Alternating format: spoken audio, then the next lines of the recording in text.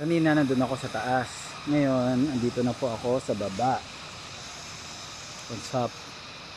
Ang ganda. Okay.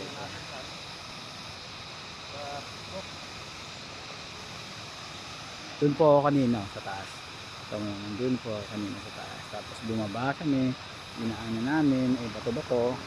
Tapos dito, pwede pala mag-swimming. Yan, may bayad po mag-swimming dito. Entrance 30. Ang ganda mag-swimming. Ang lamig siguro mag-swimming dito.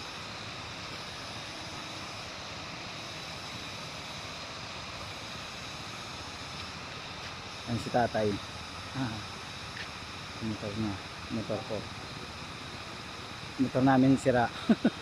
Nasira sa lakas ng bato.